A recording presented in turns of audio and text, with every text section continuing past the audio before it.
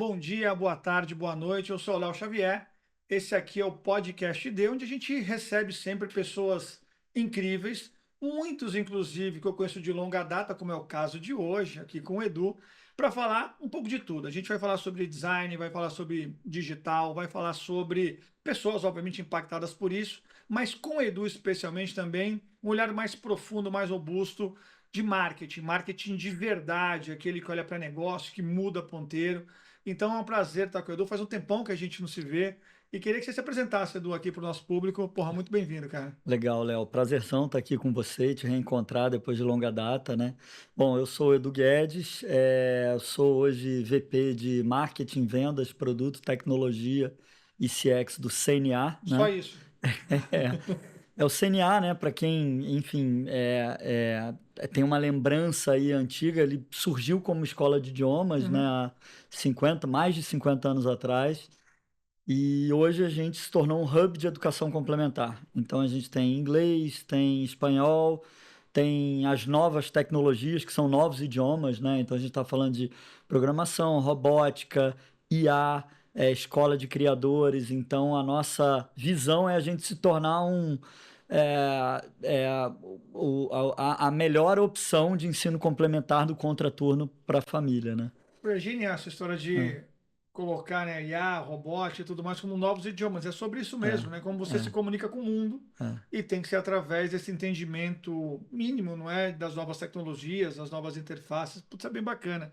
Agora, é muita coisa que você cuida, né, Edu? Então, traduzindo assim, qual é a sua missão primária ali? Pô, você legal, acorda e vai dormir, puta, hoje tem que fazer isso e fiz aquilo e vai dormir, missão cumprida. legal, Como é que é o seu dia a legal. dia ali?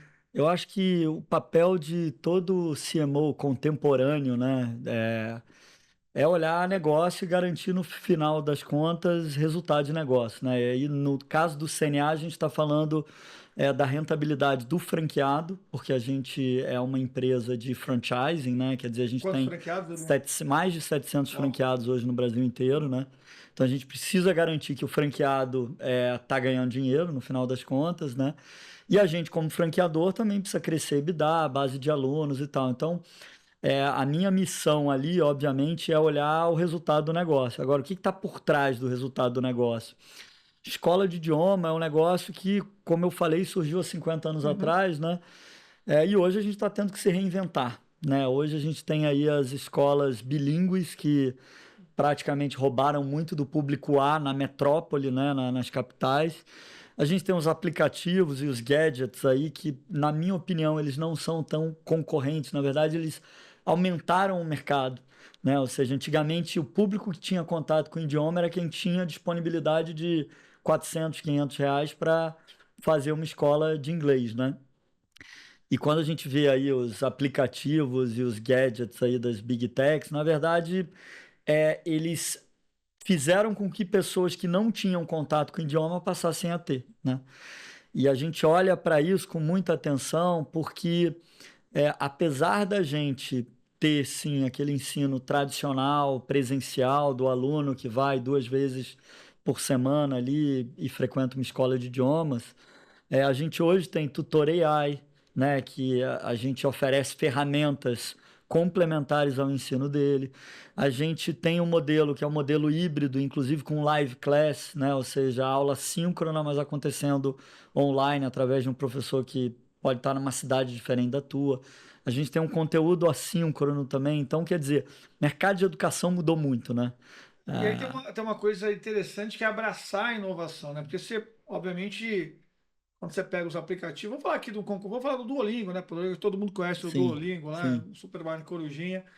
Pô, no limite poderia ser uma ameaça mesmo, né? Pô, as pessoas estão indo ali se auto-educando, acho que é uma coisa interessante.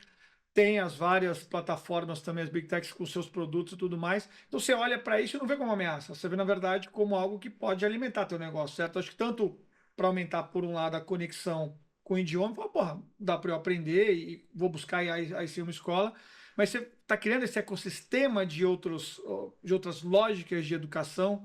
Como é que funciona isso? Você que lidera perfeito, isso, como é que você olha para o perfeito. mercado e se inspira e constrói? para ser. Então, o que a gente faz lá, né, quer dizer, a gente olha produto de uma forma mais holística. Quando a gente fala de educação, a gente está falando de elementos educacionais, né? Então, Boa. obviamente, você tem um papel do professor. A gente fala muito de IA, da personalização, mas o professor é o máximo da personalização, né? Um bom professor, porque ele personaliza aquela aula de acordo com o ritmo do aluno e tal. Mas o que a gente faz, na verdade, é olhar para vários elementos educacionais. Então, por exemplo, pô, a gente tem uma parceria com a Disney, onde a gente oferece conteúdo da Disney, uma sala Disney. Então, dentro dos materiais didáticos, a gente Muito tem legal. todos os personagens. A gente fez uma parceria com Fortnite no passado, onde a gente tinha um mapa para quem quisesse fazer um intercâmbio, mas não saísse do Brasil. E hoje, o que a gente tem feito, na verdade, é olhar as novas tecnologias, né, e olhando muito para a IA, como ferramenta de suporte, né? E quando a gente faz pesquisa e fala de educação de idiomas propriamente ditos, existem duas coisas, o que a gente chama de código e expressão, né? Você tem os códigos, vocabulário, a gramática, você tem a expressão, né? Ou seja, a tua facilidade de usar aquele idioma dentro do teu dia a dia, né? E por incrível que pareça, apesar da IA ser uma ferramenta que ela ajuda a garantir eficiência nas atividades que são mais mecanizadas, né? Então, por exemplo, o professor ensinou um vocabulário, um determinado conteúdo de gramática. Naturalmente, você pode usar ferramentas de IA para fixar Perfeito. aquele vocabulário, aquela gramática e tal. Mas o maior fator de você conseguir garantir a sua expressão é a desinibição. E a desinibição você só consegue no contato humano, olho no olho, né? Empatia, entender, né? Empatia, Se é o momento de puxar a pessoa, deixar ela mais no canto dela, exatamente. é muito bom Por isso. mais que você tenha ferramentas hoje que olham inclusive o body language, né? Ou Sim, seja, e você consegue conversar utilizando IA, utilizando ferramentas, quando você fala valendo e tem alguém do outro lado da linha fazendo uma entrevista, ou você tem que fazer uma apresentação, ou vai viajar, é outra existe um coisa. fator, exatamente, vida real, De olho no travar de olho. vez em quando, que não tem jeito, E né? que aí às vezes o sotaque varia, às vezes Exato. você tem pausa, você tem. Então, esse fator é muito relevante. Então, e a gente tem um ativo hoje, que é um ativo muito precioso, que é a presença física, né? Quer dizer, 700 Ah. pontos. E hoje se fala muito disso no E isso é marketing, Brasil né? inteiro, a presença Brasil nacional. inteiro, Brasil inteiro, né? E hoje se fala muito disso do marketing, que é a conveniência, né? Quer Uhum. dizer, quando você pega. Eu acredito muito no modelo híbrido, né? É o phygital, né? Que tanto se fala. E quando você pega Duolingo ou aplicativos outros aplicativos, quer dizer, que os nativos digitais, é muito mais difícil um nativo digital ir para um híbrido do que um presencial ir para um híbrido, né? Perfeito. Como a nossa origem é presencial, a gente consegue navegar para o híbrido e para o digital mais fácil do Exato. que o caminho inverso.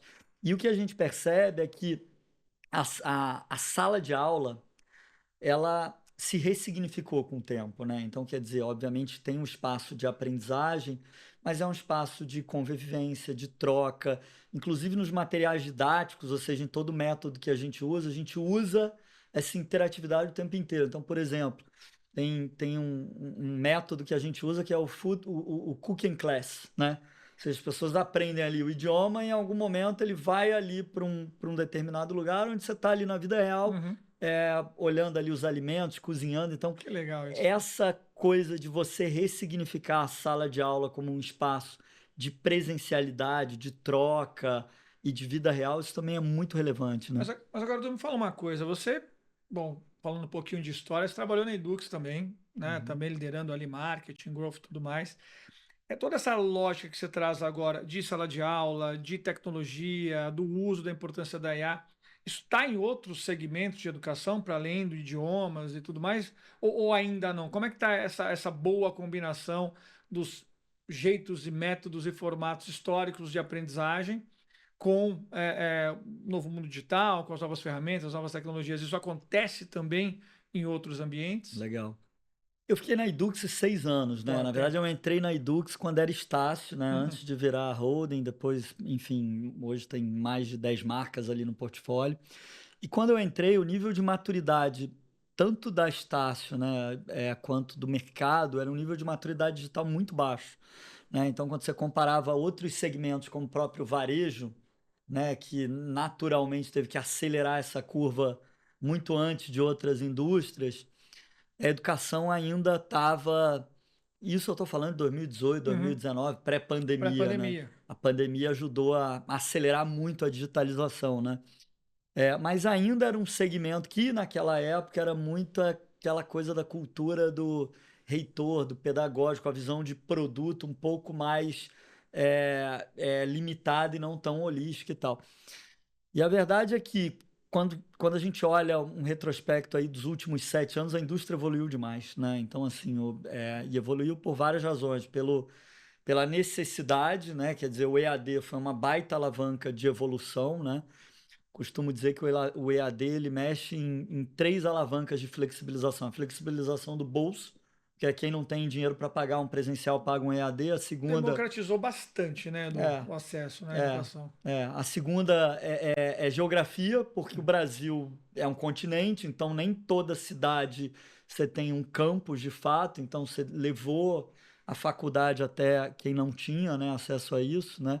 E a terceira, tempo, né, que hoje para a gente você conseguir cumprir uma grade dentro de um horário específico, tem muita gente que não consegue conciliar estudo, trabalho, enfim, ao mesmo tempo.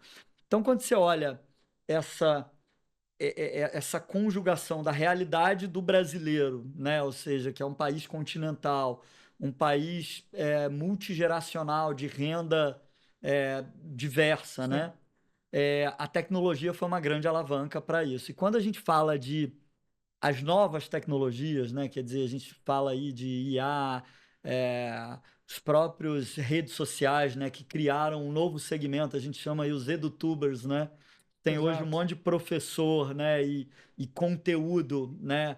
Que não necessariamente é um conteúdo tradicional e as pessoas consomem esse Mudou conteúdo a jornada de aprendizagem, fundamentalmente. total. Veja, aí quando até alguns cortes mais técnicos, profissionalizantes mais ainda, quer dizer, as É, pessoas estão buscando em outros lugares é, os professores, ou os mentores, ou os tutores, né? é.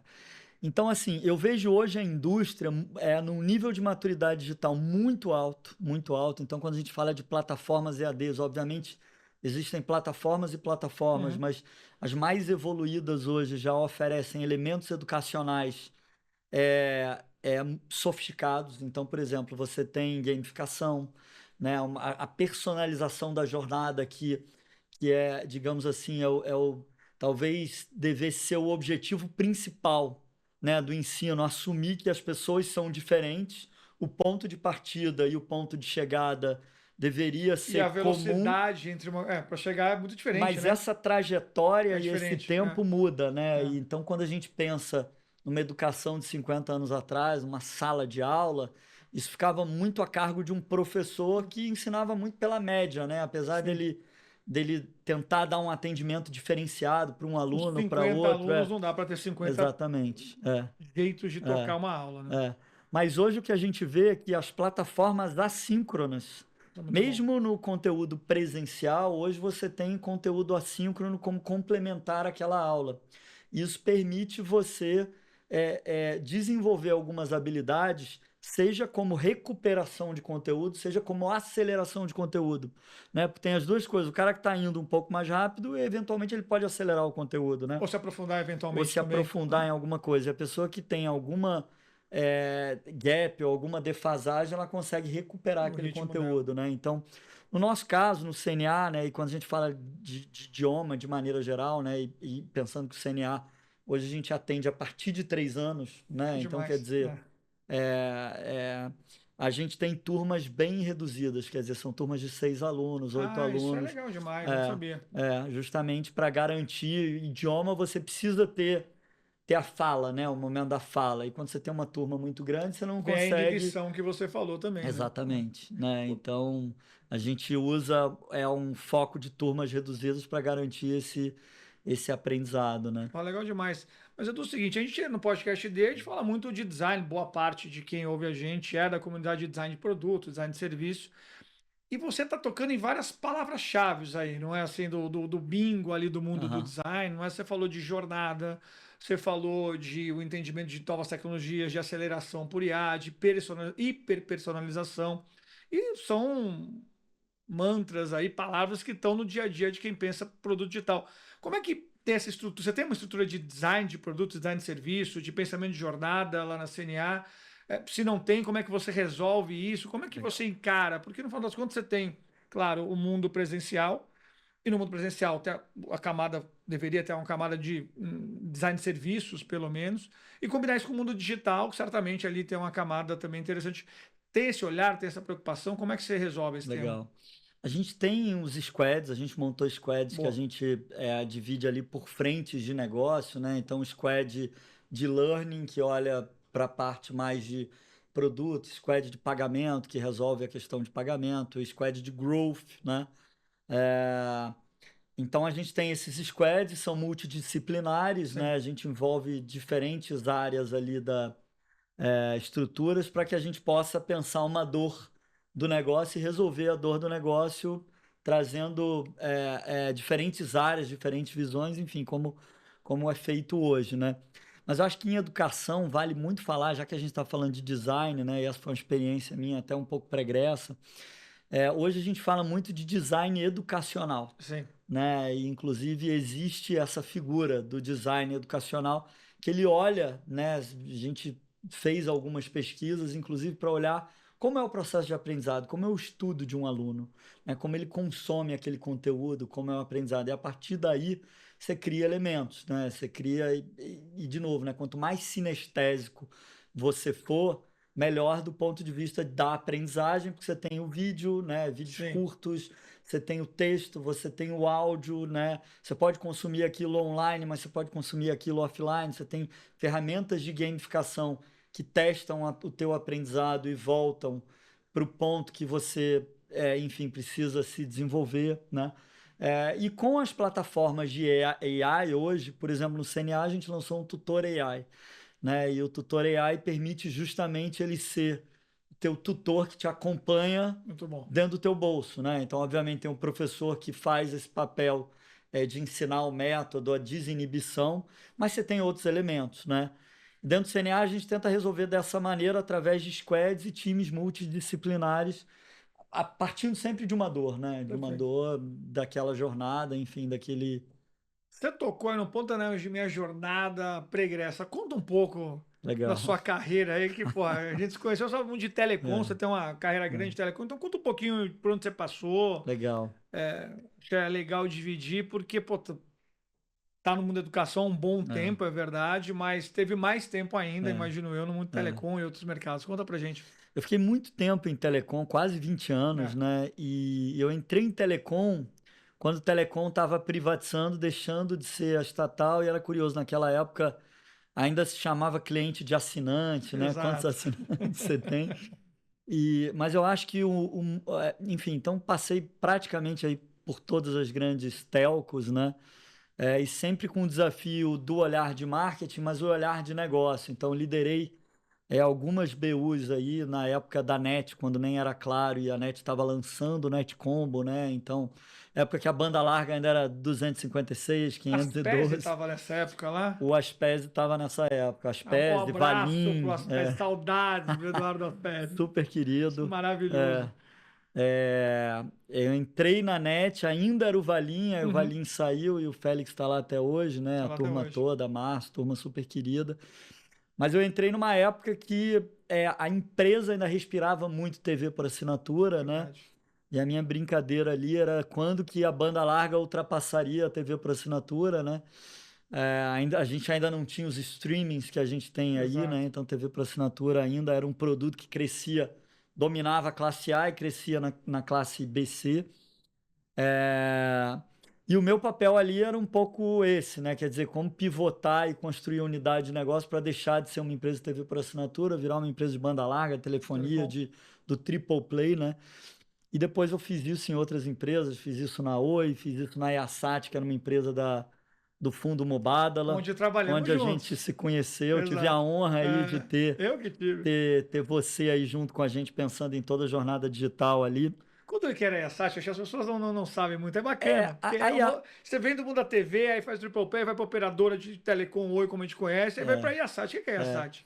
A Era, Yasat né? É ainda, na verdade, né? ainda né? A Yasat é uma empresa, ela é muito forte nos Emirados Árabes, é uma Sim. empresa do Fundo Mubadala, né? Quer dizer, tem o dinheiro ali do fundo soberano, né, do petróleo. Hoje nem é tanto petróleo, né, tem outras verticais. Mas é uma empresa que ela tem a tecnologia de satélite. É. E no outro lado do mundo, quer dizer, nos Emirados Árabes, na África, ela sempre oferecia o sinal de internet via satélite para áreas continentais que não tinham ali acesso de fibra, de cabo, como a África, o próprio Emirados Árabes, pelo tamanho e pelo acesso, mas era muito atacado e B2B. Sim, E aí aqui no Brasil, a Easat, isso foi 2015, por 14, aí. É. né, por aí. O Brasil, por ter um tamanho continental, né, quer dizer, ele sempre teve um acesso, uma conectividade muito, muito grande nas metrópoles, né? A gente Uhum. sente isso até hoje quando vai para o interior, Daquela falhada. tem muitos lugares de Ah, sombra, né? E você levar fibra para o interior, hoje em dia é mais barato, ah, naquela época era bem muito caro, viável. né? E o satélite era uma grande alternativa, né? E aí, basicamente, o que a Easat fez, a gente montou a operação no Brasil, né? Para fazer varejo e oferecer internet via satélite no Brasil inteiro, muito focado fora das áreas metropolitanas, onde você tinha os ISPs, né? Exatamente. Mas naquela época ainda não tinham tanta consolidação dos ISPs, a fibra ainda era um negócio que ainda Não estava estava chegando. escalando, É. chegando. Então, Pergunta de leigo aqui, é o que faz a Starlink lá do Musk? É isso é ou é outra isso, coisa? mas hoje, quer dizer, Fica 10 anos, né? Isso, pô. então, mas de lá para cá, naquele momento a gente ganhou uma licitação de uma posição orbital no Brasil, lançou 2 Eu lembro, satélites, teve esse né? lançamento do satélite, Lançamento exatamente. satélite, enfim, teve até um satélite que ficou na órbita perdido, coisa meio de. E depois a gente conseguiu recuperar, enfim. Mas naquela época ainda não tinha as tecnologias que tem hoje dos satélites de baixa órbita, né? Isso. E Que é aí, onde entra o que Starlink aí ali. entra o Starlink e os satélites de baixa órbita, na verdade, criaram um novo, Jeito de um novo entregar, né? jeito de Conexão. entregar a conexão. Então foi curioso porque, cara, o Brasil, muitas vezes a gente acha que o Brasil é a bolha, né, da Faria Lima, de São Paulo, do Rio, e não é, Não né? é? E quando a gente começa a instalar a internet via satélite no Brasil inteiro, você vê que, cara, a gente agendava uma instalação, às vezes o fazendeiro falava assim, ó, traz roupa, que eu já mandei matar um gado aqui, E e você vai ter vai um ficar um churrascão. dia, e É vai isso ficar um aí. dia aqui com a gente, E porque vai vambora. pegar a voadeira, vai pegar o jegue, porque muitos lugares do norte, até o acesso Era mais para algumas complexo. fazendas é complexo, né? E a gente instalava no Brasil inteiro, enfim. Pô, mas é legal, a história é boa de viver e de É, contar também, né, Edu? é. Mas eu quero que você conte também, porque é o seguinte, o Edu, super executivo, porra, né? Não vou falar quantos anos, mas muitos anos executivo, super bacana e tal. Mas o Edu também é empreendedor. E também eu queria que você falasse do Instituto Legal, Delete. Vamos começar com o Instituto primeiro, legal, já que a gente está falando tanto de digital. E depois eu quero que você legal, avance para contar um pouco dos seus negócios, que são legal. bem bacanas. Então, eu já fiquei minha vida inteira no marketing, sempre estudando marketing, queria voltar a estudar e eu queria estudar um negócio diferente. Eu vi que a UFRJ tinha um mestrado na área de psiquiatria. Na época, eu ia até fazer um mestrado sobre medo, por conta do voo livre, sou piloto de parapente há muitos Tem anos isso também também. para ouvir, tem muita história. É. O Edu, é muita história, Edu. E quando eu fui fazer esse mestrado, a minha mãe, na época, ela estava com um efizema por conta do cigarro em grau médio. O médico falou: você tem que parar de fumar. Ela parou de fumar, mas eu fui visitá-la e ela de repente falou: vou levantar aqui do jantar e deixa eu olhar como é que tá a minha fazenda. Eu falei assim: que fazenda? Você nunca teve fazenda, né? E era fazendinha do Orkut naquela época, né? Então, resumindo, ela levantava no almoço e fazia a colheita virtual e culminou com um Natal onde entrou um casal de amigos, a minha mãe, e eu não conhecia. Eu perguntei para minha irmã quem é esse casal de amigos. A minha irmã falou: ué, você não sabe, é o dono da Lan House. Eu falei: mas desde quando Que? é amigo? Ela falou: não, quando cai a conexão de madrugada, Mamãe vai para lá. ela vai para lá para fazer a colheita virtual e tal. E, cara, aquilo para mim chamou a atenção. Eu joguei no Google, eu encontrei um termo, isso 2012, 2010 ali. Eu joguei no Google, achei um termo que se chamava FAD, FAD, Facebook Addiction Disorder, né? Hum, aqui no Brasil, o Orkut ainda era a principal É. rede, mas o Facebook OAD. estava passando. E aí eu estava no mestrado e falei, tá aí, vou fazer uma pesquisa sobre rede social, né? Dependência de rede social. E inspirado um pouco, felizmente, minha mãe hoje tá bem. Que bom. Parou de fumar e não tem mais lá a Pô, pode colheita, fumar mas e não ela. tá, não tá na colheita. Mas na real ela estava trocando, né? Uma Um vício por dependência, outro. um vício do cigarro. É. E eu tive a sorte de fazer o meu mestrado com a participação de duas pessoas brilhantes, um psiquiatra, o Antônio Egídio, que é um psiquiatra brilhante, a Ana Lúcia, que é uma psicóloga que começou o estudo, né, das dependências de tela no Brasil. E a gente se juntou, criou o Instituto Delete, onde é um grupo multidisciplinar com vários pesquisadores, cada um pesquisando uma dependência de tecnologia, então dependência de pornografia digital, gaming disorder. Eu estava pesquisando ali rede social, né, a questão da autoimagem, dependência de rede social. A gente toda sexta-feira fazia atendimento junto com os psicólogos, né, aberto ao público ali na Praia Vermelha, na UFRJ no Rio. E escreveu 5, 6 livros, escreveu mais de 50 artigos e desenvolveu essa teoria no Brasil que vale a pena contar rapidinho, que é o seguinte, as pessoas hoje muitas se julgam dependente, né? E falam, sou dependente de tela, né? É o que a gente chama de nomofobia, no mobile phobia, né? Legal Que vem do demais. celular, mas é a Sim. nomofobia, a dependência de tela. Na verdade, no Brasil, cerca de 70% da população tem o que a gente chama de uso abusivo. E quando a gente olha, 30% já tem dependência, ou seja, é maior do que o alcoolismo, né? Ó, Como que você define uso abusivo e uso dependente, né? Uso abusivo é quando o virtual atrapalha o real, mas você tem o controle. Uso dependente é quando o virtual atrapalha o real e você tem uma perda de controle, em geral associada a um outro transtorno que pode ser ansiedade, pânico, depressão, né? Mas como que você mede isso? Porque é uma dependência silenciosa, né? A gente definiu 5 dimensões que medem a dependência de tela. então você falou de 5 elementos. Como é que você mede isso daí? Conta pra gente quais são Então, essas tem 5 dimensões que a gente dimensões. avalia a dependência, né? O primeiro é excitação e segurança. Quer dizer, o quanto não tem problema você jogar videogame ou ver quantas pessoas curtiram uma foto. Quando aquilo começa a se tornar a única fonte de prazer em detrimento da vida real, é um sinal de alerta. Então, excitação e relevância é o primeiro. O segundo é tolerância, ou como você consegue tolerar ao uso das tecnologias. Tem crianças, por exemplo, que não vão para casa do avô, para um hotel fazenda, porque o Wi-Fi É não ruim. funciona direito, né? É, e aí vem a abstinência, né? Ou seja, o que que você sente quando não está conectado, você fica irritado, mau humor, triste. Conflitos na vida real, diretos ou indiretos, né? Quer dizer, o pai que briga com o filho porque não sai do quarto, né? Marido que briga com a mulher porque viu ali alguém curtiu e não sabe quem é, né? E a gente vê perda de rendimento no trabalho, no estudo também, né? Então, essas 5 dimensões, quer dizer, excitação, segurança, tolerância, abstinência e conflitos na vida real medem.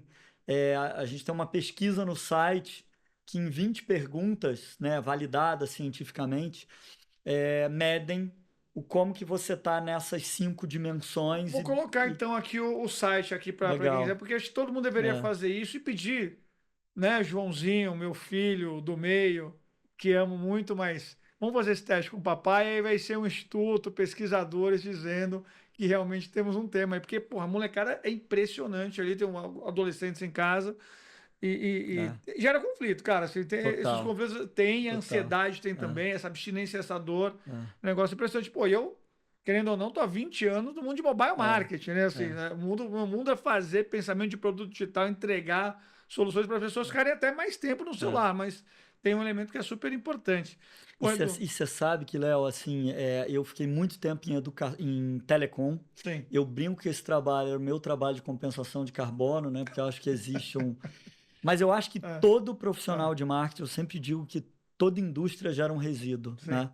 E quando a gente fala qual o resíduo de um profissional de marketing, né? É a tela, né? Porque o que a gente faz, né? O profissional de marketing, ele gera o desejo por alguma coisa, né?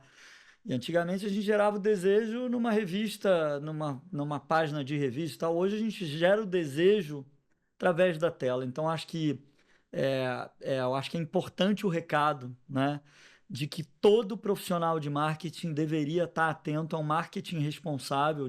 Obviamente, você está ali gerando mídia, performance, faz parte, mas o como a gente gerar conteúdo relevante na hora certa, né, e cuidar desse resíduo que a gente deixa pelo mundo também, né? Partir pelo menos dessa preocupação, né, É, do entender quais mecanismos para você limpar sua pegada de carbono, limpar seu karma, exatamente. o karma do marketing, É, não é é? isso Então aí. tentar chegar ali. É. Bom, Edu, pô, muito bom te encontrar, cara. Excelente, saber que o papo ia ser demais. Mas temos aqui sempre no finalzinho, tem que dar uma dica, né? Então, vou deixar você pensando, porque eu vou dar minha dica antes para sempre você ter esse Legal. tempo aí. Mas, cara, pode ser um livro, pode ser um passeio, pode ser um hobby. Tanto faz, queria te ouvir uma dica. Eu vou dar a Legal. minha primeiro. Falo muito de música aqui, vou voltar à música. Assim, tem uma cantora, lembrando que você, pô, apesar de morar agora em São Paulo, carioquíssimo, não é?